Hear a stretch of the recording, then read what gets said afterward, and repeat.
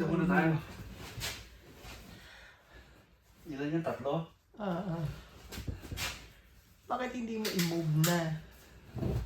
Okay. Cutting vinyl.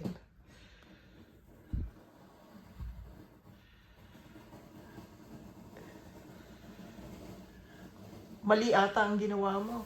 3. Mali. Anong mali? Hindi. Kasi,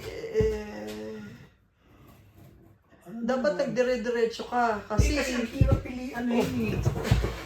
Ang hirap. sayang naman, no, para mas malapad dyan. Magagamit pa sa iba.